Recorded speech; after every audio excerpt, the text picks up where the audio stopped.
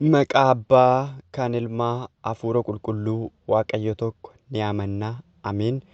Jaallatamootaa fi kabajamoota maatiiwwan Waaqayyoo, maqaa Waaqayyo Gooftaatiin nagaa isin gaafadhaa. Akkam ooltan, akkamiyyuu na eegdan.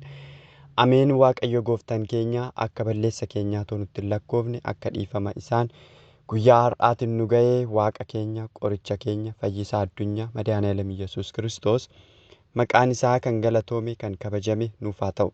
Haadha keenya, haadha nageenyaa, qulqulleettii Dubroo Maariyaam, haadha Gooftaa keenya fayyisaa addunyaa, kennaa fannoo jalaa kan taate Dubroo Maariyaam maqaan ishee kan galatoomeef kan kabajame nuuf haa ta'u. Qulqulloota, wareegamoota, ergamoota hunda isaanii akka kennaaf kabaja isaaniitti maqaan isaanii kan galatoome, kan kabajame nuuf haa ta'u. Barsiisaan Waaqayyoo, gorsaan Waaqayyoodha. Waaqayyo Gooftaan keenya jidduu keenyatti argamee jecha isaa ishee qulqulleettii taatee akka nu barsiisu, akka nu gorfatu fedhaaf eeyyama isaa nuuf haa ta'u. Barumsa keenya kutaa darbee keessatti waa'ee soomaa seensaa kutaa tsoomaa waliin laallee turre jechuudha. Sooma jechuun maal akka ta'e, akkasumas manni amantaa keenya sooma akkamii akka barsiistu xiqqoo gaggabaabsinee waliin laallee turre jechuudha. Egaa manni amantaa keenya sooma labsii labsitu keessaa soomota jiran 7 keessaa inni tokko sooma guddaa yookaan sooma Gooftaan keenya Iyyasuus Kiristoos soome samma keessa jiru kanaadha. Kanumaan wal qabatee barumsi keenya guyyaa har'aa waa'ee sooma guddichaa ta'a jechuudha.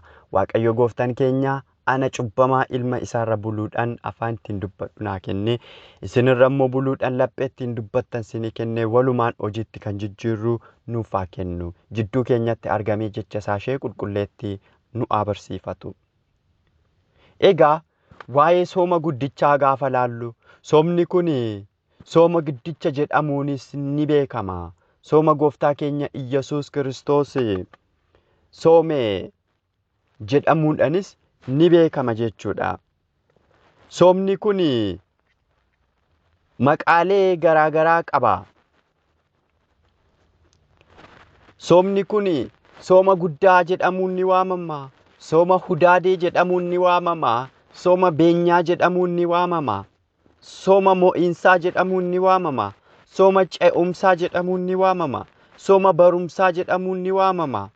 Sooma eebba jireenya gadaamaa jedhamuun ni waamama. Sooma qophaa'inaallee jedhamuun ni waamama jechuudha. Maqaalee garaagaraa qaba soomni kun.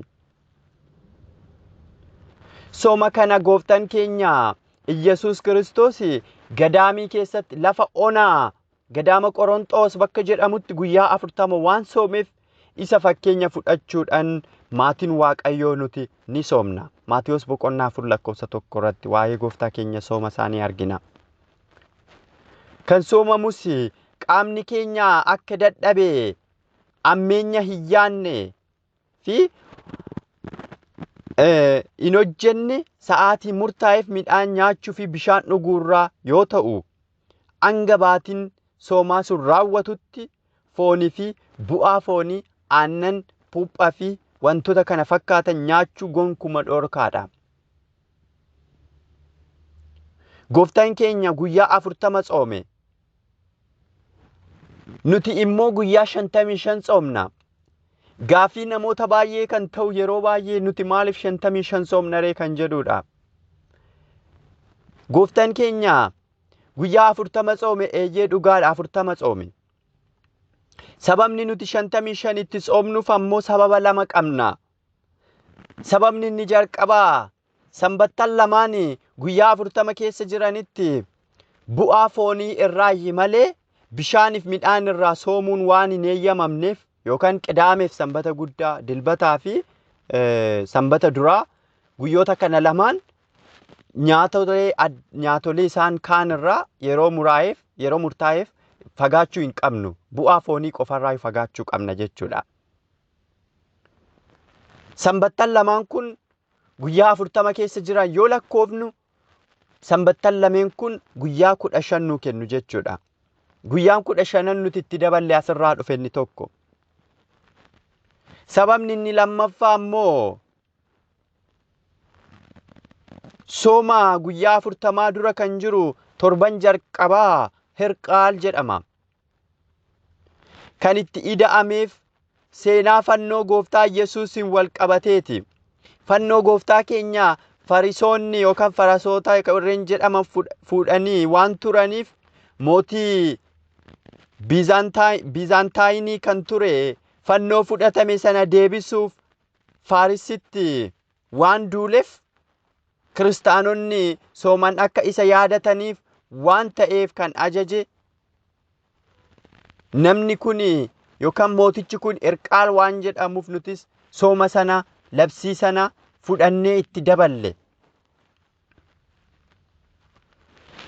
Torban inni tokko jechuudha, torban jalqabaa kan Herqaal namni jedhamu kun mootichi biyya sanaa fannoo gooftaa Yesuus Kiristoos namoonni sun fuudhanii waan dhoksaniif ummanni fannoo kana akka mootichi kun argatuuf ummanni kadhannaadhaan sooman akka yaadataniif labsii labse jechuudha.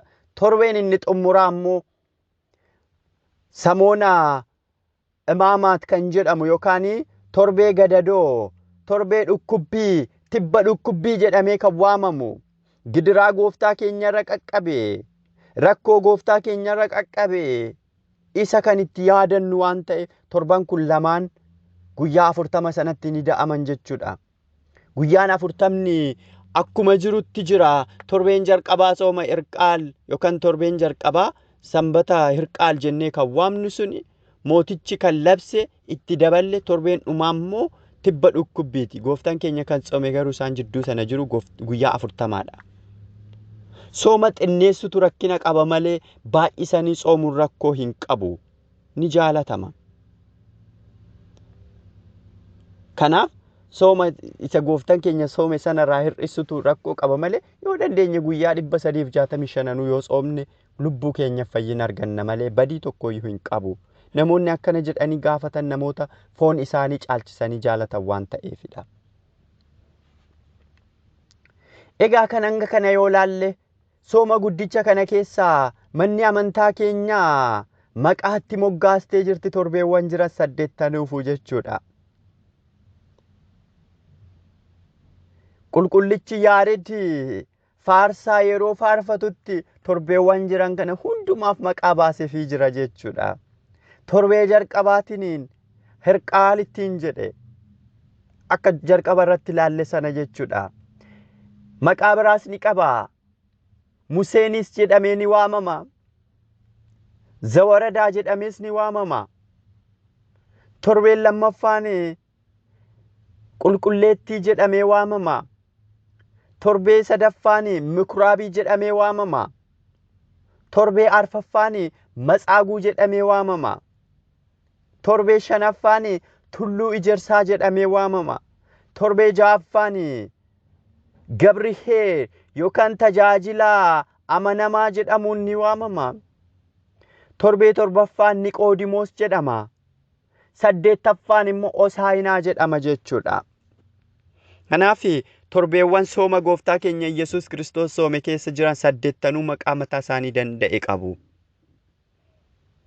Kanatti aansuudhaan kan nuti waliin laallu torbeewwan jiran kana 8 tokko tokkoon torbaniin kutaa tokko tokkoon waliin laalla jechuudha.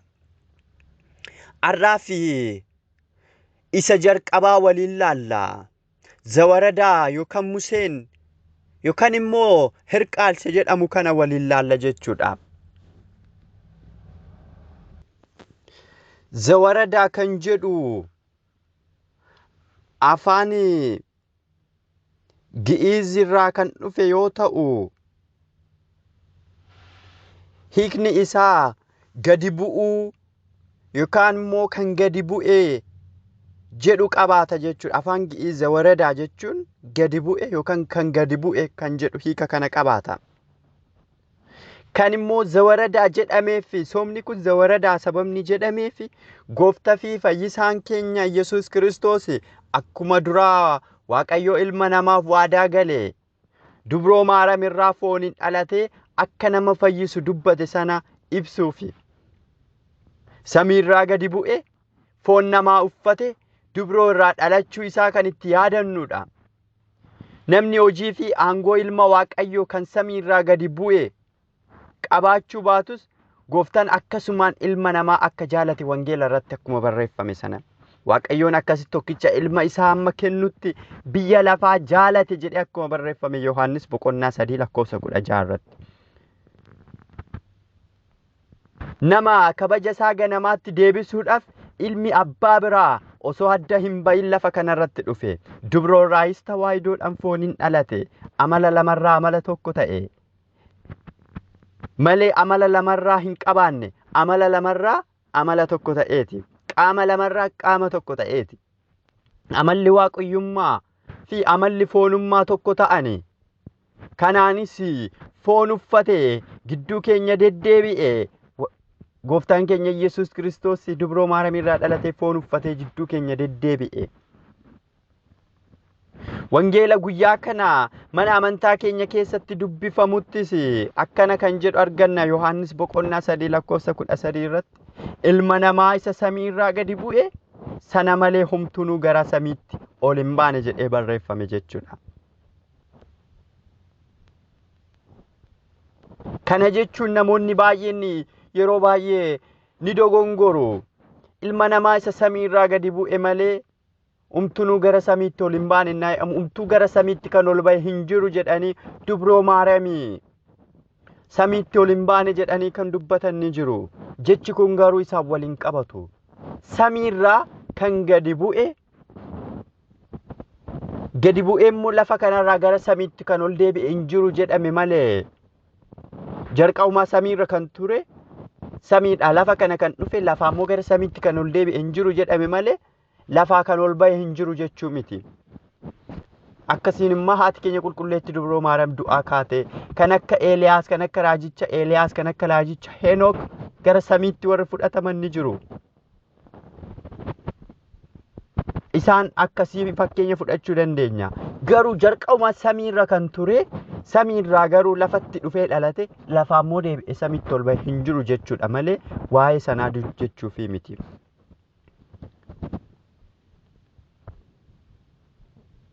Gooftaan keenya maaliif guyyaa 40 tsoome jennee of gaafachuu dandeenya. Sababni isaa fakkeenya kakuu moofaa fudhateeti. Raajonni baay'een kakuu moofaa keessatti guyyaa 40 tsoomuudhaan hojii garaa garaa hojjetaniiru. Fakkeenyaaf Musee yoo fudhanne halkan 40 guyyaa 40 tsoomuudhaan seera laphee qofaan beekamuu irraa gara seera ooriititti deebisee jira. Gooftaan keenya immoo seera ooriitii irraa guyyaa fi halkan 40 tsoomuudhaan gara wangeelatti, gara seera wangeelatti nuuf kennee jira. Karaa biraatiin immoo gooftaan keenya guyyaa 40 kan inni tsoomeef duukaa bu'oo isa duuka kan turan yeroo sanatti duuka bu'oota otoo hin taane Ayuudota warri jedhaman isa hordofaa warri turani. Dogongora isarratti barbaadaa warri turani. Yoo inni guyyaa 40 dabarsee tsoome raajotaa ol tsoomteeti kanaaf barsiisni kee soba jedhanii itti labsu. Yoo inni hir'isee tsoomes raajotaa gadi tsoomte waan ta'eef barsiisni kee soba akka ittiin hin jenneef gooftaan keenya waan beekuuf akka akkas jedhanii sammuu isaaniitti yaadan waan beekuuf guyyaa 40 halkan 40 tsoome jechuudha. Torbee kana keessaa gaafa sooma jalqabaa kana ilaallu, torbee jalqabaa kana gaafa ilaallu kitaaba tsooma Zadigwaa jedhamu irratti qulqulluu Yaared barreeffamni inni barreesse, faarfannaan inni faarfate kan akkana jedhudha. Waaqayyo sodaachuudhaan abboomamaa fi Waaqayyo garraamii, araarri isaas kan bara baraati, dhiifamni isaas dhalootaa hanga dhalootatti. Nus sabni isaa hoolota bobbaasaa isaati. Gara mana isaatti abboomamuudhaan gara adda ba'aa baay'ii isaattis galataan ol seenaa. Sooma yoo soomnu hiriyoota keenya haa jaalannu. Nutis ofii keenya wal haa jaalannu. Sanbanni namaaf hojjetamteerti yoo sanbata haa kabajnu. Waan dhugaas haa hojjennu.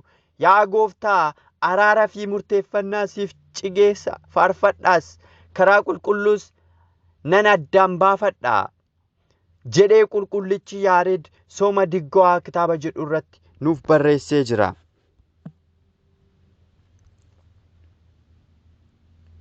Inni kan biraa faarfannaa Daawit illee torbee kana keessa kan dubbifamu, sanbata kana keessa faarfannaan Daawit sirna galateeffannaa irratti ganama ni dubbifama. daaqonootaan immoo ni faarfatama. Sodaadhaan Waaqayyoof abboomamaa, gammadaa fi ogummaas jabeeffadhaa. Waaqayyo akka hin dheekkamneef jedhee kana faarfannaan kun ni faarfatama. Faarfannaa 2:11. Kana qofa miti, wangeelli guyyaa kana dubbifamullee ni jira. Yohaannis 3:10 irra kan jiru, dhugumaan isinitti himaa, nu isa beeknu hin dubbanna, isa argines dhugaa hin baana. Otuma ta'uyyuu nu isa nu dhugaa baanu hin fudhatan. Waa'ee isa biyya lafaa isinitti himnaan erga hin amanne, waa'ee isa biyya samii yoon isinitti hime ammoo attamiin amanture kan jedhu kitaabni kun wangeela laalee ni dubbifama jechuudha. Hundumtuyyuu seera qaba. Haala kanaatiinidha. Torbeen jalqabaa gooftaan keenya Yesuus Kiristoos biyya lafa kanaa, namoota biyya lafa kanaa fayyisuudhaaf, dukkana keessaa isaan baasuudhaaf, samii irraa gadi bu'uu isaa kan itti yaadannu waan ta'eef zawaradaa jennaani. Inni kan biraa ammoo Museenillee kan ittiin jennu, sababni Museenii jennee waamnuufi seenaa Musee yaadachuudhaaf jechuudha. Museen halkan 40 guyyaa 40 soomee waan tureef seenaa sana yaadachuudhaaf Museenillee jennee waamna jechuudha jalqaba kana. Dabalataanis gubbaa irratti akkuma laallee Hirqaal jennee waamna. Mootichi fannoo gooftaa Yesuus Kiristoos warri Fariisotaa balleessuudhaaf yeroo jedhanitti, isa barbaaduudhaaf yeroo bahetti labse sana yaadachuudhaan kan soomamu. Soomni kun sooma Hirqaal, zawaradaa, dabalataanis immoo sooma Museen, dilbata Museen jedhamee haala kanaatti torbeen kun ni ibsama jechuudha. Torbeetti aanu qulqulleettii kan jedhu waliin ilaalla. Waaqayyo gooftaan keenya jidduu keenyatti argamee nu barsiise, nu gorfate.